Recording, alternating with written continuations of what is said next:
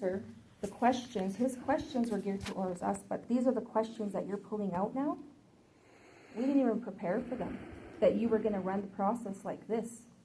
So, And Mr. Tailfeathers, you already refused earlier to answer our questions because you had an understanding that you're being compelled by your own board, by the board, to answer those questions. But Ms. Sparkle reiterated that she directed that we were asking those questions. They were part of the formal process that Mrs. Sparkle and the board had laid out to us. Short notice for both of our parts, short notice on your part, short notice on our part. So it would be really uncompelling to get you to answer questions when you originally denied or refused to answer those questions for the appellants, for the record. And so, for the record, it's unfair, and it's an ambush for both you and I, and as appellants, which is also breach of the rules of the fairness.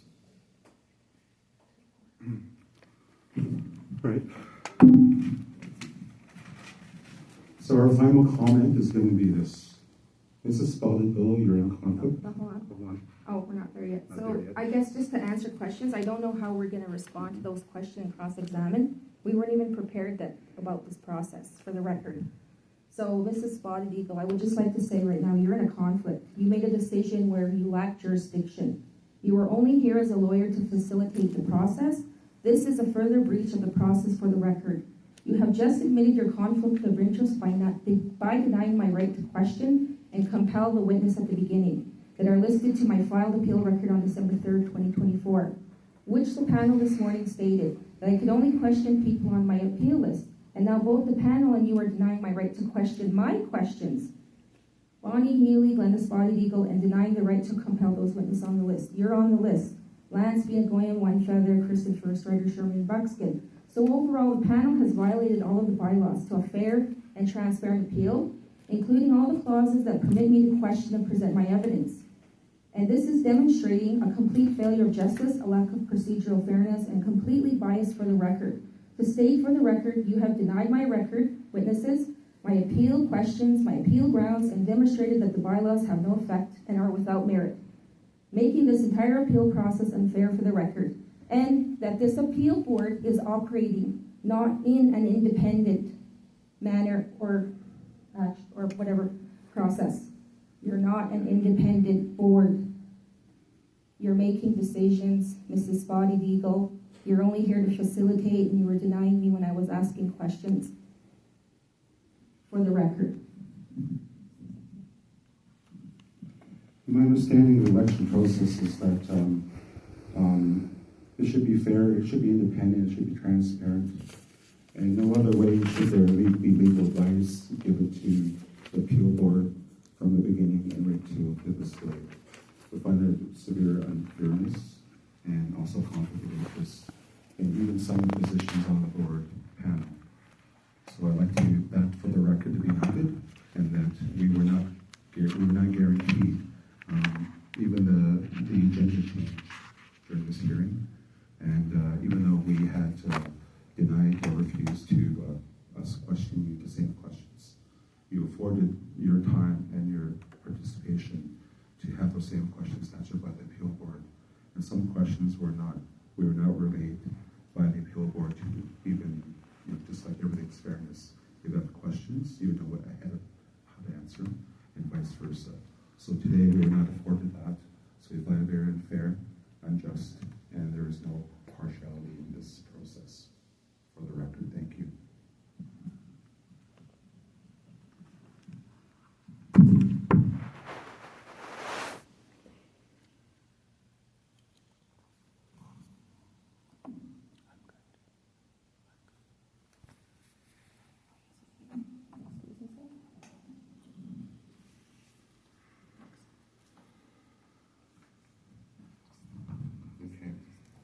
So we'd like to know that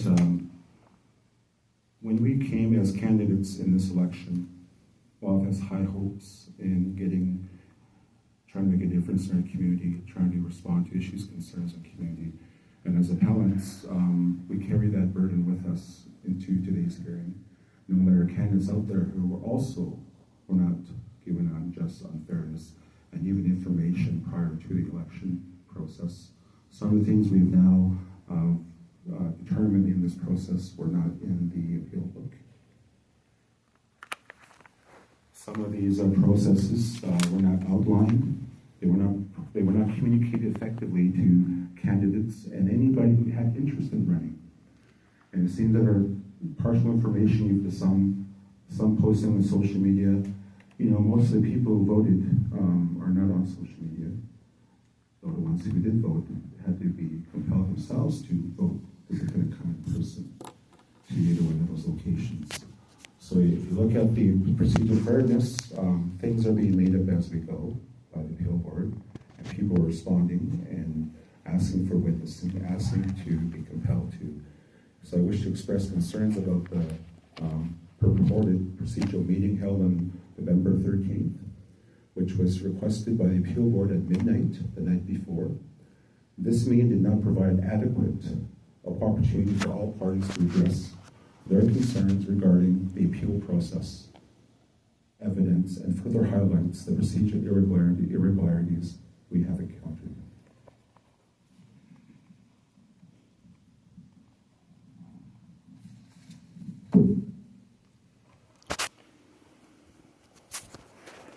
Does that conclude? That's concluded for the record. For the record, okay. So, are you going to be questioning or cross-examining Jeff Feathers then? No, we won't at this time. We've already been denied that process in the beginning, so we further do accept that we were denied for the record. Thank you. So we are at the very tail end of our hearing agenda.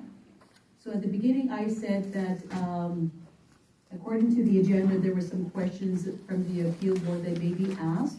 And I did state that I was going to send it down to the end of this hearing agenda. And I conferred with the appeal board, and there's no questions, questions arising out of the presentation made from the appellants, nor their witnesses, and no further questions to the witnesses of both Mr. Jeff Feathers. So moving on to the agenda, explanation of next steps. And the only thing that, a couple of things that the appeal board would like to announce is that, as stated at the beginning of this hearing, is that they reserve they're going to reserve the writing decision. I believe the last day to provide you with a decision is January 27th, and that's a Monday, I believe.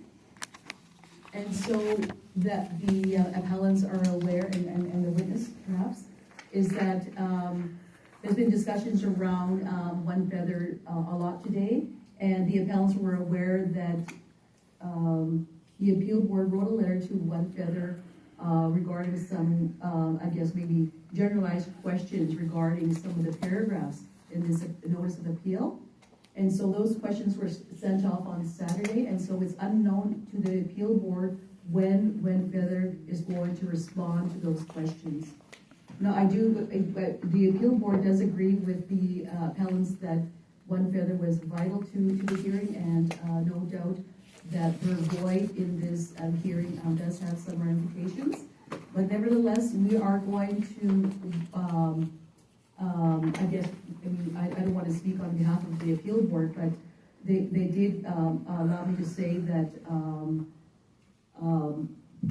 those questions that were posed to them, hopefully that they arrive before the due date of the written decision, that being, I said just moments ago, being January 27th. For the record, there is no such process as mandates also in the bylaws. That's a good point. And regulations. And so therefore, that time frame was already allotted to One Feather. They weren't here today. So we're not going to disregard One Feather's answers, because they had an opportunity to and be compelled to answer here at this hearing today. So we reserve the right to disqualify their answers even by January 27, 2025. admittance and also forwarded to the appeal board. Thank you very much for the record. Okay, so this concludes the appeal hearing today on the 3 appellants' appeals. I believe we ended about 45 minutes early, so I thank everyone for participating on behalf of the appeal board. And our last, the last duty coming from the appeal board is to write the written decision. Thank you. Thank you.